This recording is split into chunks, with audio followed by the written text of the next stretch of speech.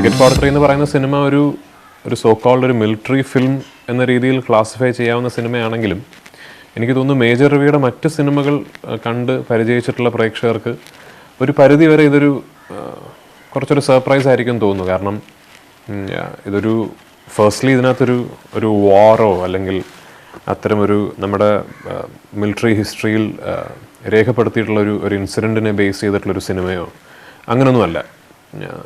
പിന്നെ സെക്കൻഡ്ലി ഇതൊരു so called ഒരു ആർമി ബാക്ക്ഡ്രോപ്പ് ഉണ്ടെങ്കിലും ഇത് അടിസ്ഥാനപരമായിട്ട് രണ്ട് കഥാപാത്രങ്ങളുടെ കഥയാണ്.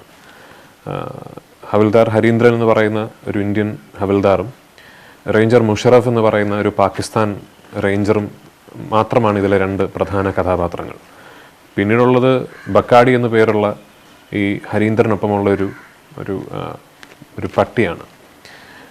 അഫ്കോഴ്സ് ഇതിൽ മറ്റ് കഥാപാത്രങ്ങളുണ്ടെങ്കിൽ തന്നെ അവരൊക്കെ വരുന്നത് കഥയിൽ പലപ്പോഴും ഫ്ലാഷസ് ആയിട്ടും കഥയുടെ ഒരു ടെയിലെൻഡിലുമൊക്കെയാണ്. ഈ സിനിമയുടെ കഥ പറയുന്നത് ഒരു സോ കോൾഡ് റിയൽ ടൈം നറേഷനിലാണ്. അതായത് ഒരു 1.5 മണിക്കൂർ നീണ്ടു നിൽക്കുന്ന ഒരു ഇൻസിഡൻറ്റിലാണ് ഇതിൻ്റെ ഫുൾ കഥ നടക്കുന്നത്. അപ്പോൾ റിയൽ ടൈം നറേഷനാണ്. ഈ 1.5 മണിക്കൂർ നീണ്ടു നിൽക്കുന്ന ഒരു ഇൻസിഡൻറ്റിനിടയിൽ നമ്മൾ ഫ്ലാഷസ് ആയിട്ട് ഹരീന്ദ്രൻ എങ്ങനെ ഇവിടെ എത്തിയെന്നും ഇവിടെ എത്താനുള്ള സാഹചര്യങ്ങൾ എന്തായിരുന്നുവെന്നും ടിക്കറ്റ് ഫോർ ത്രീ പോലൊരു വിജനമായ ഒരു സ്ഥലത്ത് പോസ്റ്റിംഗ് കിട്ടിയതോടുകൂടി അയാളുടെ പേഴ്സണൽ ലൈഫിൽ എന്തൊക്കെ കാര്യങ്ങളാണ് തകിടം മറിഞ്ഞതെന്നുമൊക്കെ നമ്മൾ ചെറിയ ചെറിയ ഫ്ലാഷസിലാണ് പറഞ്ഞു പോകുന്നത്. അപ്പോൾ അങ്ങനെ എല്ലാ രീതിയിലും എനിക്ക് തോന്നുന്നു ഒരുപാട് തലങ്ങളിൽ പുതിയൊരു കാര്യം അറ്റംപ്റ്റ് ചെയ്യാൻ ശ്രമിച്ചിട്ടുള്ള സിനിമയാണ്. അത്രത്തോളം ആ ശ്രമം വിജയമായിട്ടുണ്ടെന്നുള്ളത് തീർച്ചയായിട്ടും പ്രേക്ഷകരാണ് സിനിമ കണ്ടിട്ട് പറയേണ്ടത്. ഞാൻ പഠിച്ചത് സൈനിക് സ്കൂളിലാണ്. അപ്പോൾ എനിക്ക് ഒരു ആർമി എന്ന് പറയുന്നത് അങ്ങനെ ഒരു തികച്ചും അപരിചിതമായ ഒരു ബാക്ക്ഡ്രോപ്പ് ആയിരുന്നില്ല. കാരണം ആ സ്കൂളിൽ എന്നെ പഠിപ്പിച്ചിരുന്ന പലരും ആർമി ഓഫീസേഴ്സ് ആയിരുന്നു. നമുക്ക് തന്നെ അതിൻ്റെ കരിക്കുലം തന്നെ വളരെ NDA ഇൻസ്പയർഡ് ആണ്. അപ്പോൾ ഡെയിലി നമ്മുടെ ഒരു എന്താ പറയുക, നമ്മുടെ ഒരു കണ്ടീഷനിങ് എന്ന് പറയുന്നത് തന്നെ to be part of the defence എന്ന രീതിയിൽ എപ്പോഴും ആർമി ഓഫീസേഴ്സിനെ കാണുകയും അവരുമായിട്ട് സംസാരിക്കുകയും ഒക്കെ ചെയ്യാൻ അവസരം കിട്ടുന്നൊരു ഇൻസ്റ്റിറ്റ്യൂഷനാണ് സൈനിക് സ്കൂൾ എന്ന് പറയുന്നത്. അഫ്കോഴ്സ് എന്നിരുന്നാൽ പോലും ഇതുപോലൊരു സ്ഥലത്ത് ഷൂപ്പിയൻ വാലി, നമ്മൾ ഷൂട്ട് ചെയ്തത് ഷൂപ്പിയനിലാണ്. ഷൂപ്പിയൻ വാലി പോലൊരു സ്ഥലത്ത് ഒരു പിക്കറ്റിൽ ഒറ്റയ്ക്ക് പോസ്റ്റിംഗ് കിട്ടുന്ന ഒരു പട്ടാളക്കാരൻ്റെ മാനസികാവസ്ഥ എന്തായിരിക്കുമെന്നോ അയാൾ നേരിടേണ്ടി വരുന്ന ചാലഞ്ചസ് എന്തായിരിക്കുമെന്നൊന്നും എനിക്ക് യാതൊരു ധാരണയുമില്ലായിരുന്നു. അത് തീർച്ചയായിട്ടും എനിക്ക് തോന്നുന്നു എത്ര തന്നെ ഇതിനെപ്പറ്റി മേജറായിട്ടും എനിക്കറിയാവുന്ന എൻ്റെ ഇപ്പോൾ ആർമിയിലുള്ള എൻ്റെ ക്ലാസ്മേറ്റ്സ് ആയിട്ടുമൊക്കെ എനിക്ക് സംസാരിക്കാൻ സാധിച്ചുവെങ്കിലും അതിൻ്റെ ഒരു ട്രൂ പിക്ചർ കിട്ടിയത് ശരിക്കും നമ്മുടെ ആദ്യത്തെ ഷെഡ്യൂളിന് വേണ്ടി അതിൻ്റെ പീക്ക് വിൻ്ററിൽ ഷൂപ്പിയനിൽ നമ്മൾ ചെന്നെത്തിയപ്പോഴാണ്. അത് ഒരു സാധാരണ മനുഷ്യൻ ഇമ്പോസിബിളാണ്. നമ്മൾ ഈ ഷൂട്ടിംഗ് പാർട്ടി നമുക്കതിൻ്റെ നമ്മളെ കൊണ്ട് കഴിയുന്ന കംഫർട്ട് കാര്യങ്ങളൊക്കെ ഉണ്ട്. നമുക്ക് സ്റ്റവ് ഹീറ്റേഴ്സ് ഉണ്ടായിരുന്നു, കഴിക്കാൻ ഭക്ഷണം ഉണ്ടായിരുന്നു.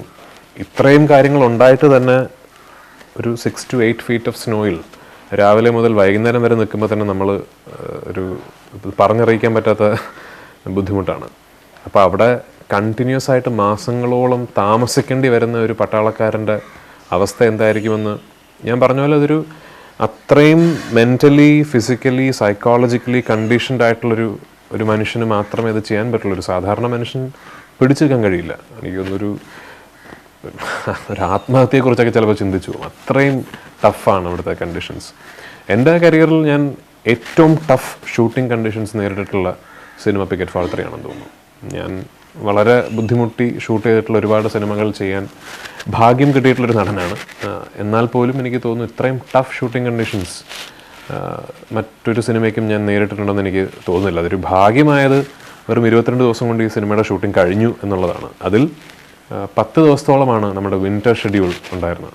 ആ 10 days, ആ 10 ദിവസം ഇറ്റ് വാസ് റിയലി ടഫ്. ഞാൻ എത്ര അതിനെ ഡിസ്ക്രൈബ് ചെയ്താലും അവിടെ ഓൺ സ്പോട്ട് നിൽക്കുമ്പോൾ മാത്രമേ അതിൻ്റെ ഒരു പൂർണ്ണ രൂപം മനസ്സിലാവുള്ളൂ. നമ്മളിവിടുന്ന് ഒരു ഫ്ലൈറ്റിൽ ഡൽഹിയിലെത്തിയാൽ ഡൽഹിയിൽ നിന്ന് അടുത്തൊരു കണക്ഷൻ ഫ്ലൈറ്റ് ശ്രീനഗറിൽ ലാൻഡ് ചെയ്യും.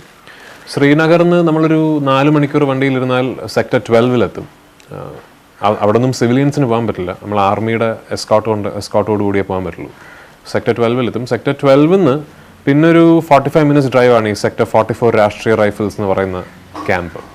ഈ ക്യാമ്പിൻ്റെ അടുത്താണ്, ഈ ക്യാമ്പിൽ നിന്ന് പിന്നെ ഒരു ഹാഫ് ആൻ അവർ ട്രക്കാണ് നമ്മുടെ ലൊക്കേഷൻ എന്ന് പറയുന്നത്. അപ്പോൾ നമ്മൾ ഇന്ന് തിരിച്ചാൽ നാളെ എത്താവുന്ന സ്ഥലമേ ഉള്ളൂ. അപ്പോൾ അങ്ങനെ എന്താ പറയുക, ഒരു ദിവസങ്ങളോളം നീണ്ടു നിൽക്കുന്നൊരു യാത്രയൊന്നുമില്ല.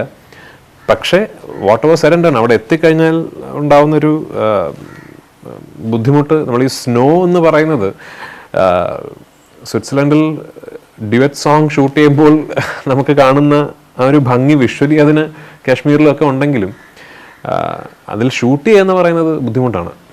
എസ്പെഷ്യലി ഇങ്ങനൊരു അൺഇൻഹാബിറ്റഡ് ആയിട്ടുള്ള ആൾക്കാർ സ്ഥിരമായി നടക്കുകയോ പെരുമാറുകയോ ചെയ്യാത്ത സ്നോ, മാസങ്ങളോളം കളക്ട് ആവുന്ന സ്നോ എന്ന് പറഞ്ഞാൽ ചില സ്ഥലങ്ങളിൽ 10 feet വരെ സ്നോ കളക്റ്റായി കിടക്കുന്ന സ്ഥലങ്ങളുണ്ട്. അപ്പോൾ അവിടെയൊക്കെ ഷൂട്ട് ചെയ്യാന്ന് വെച്ചാൽ റിയലി ടഫ്.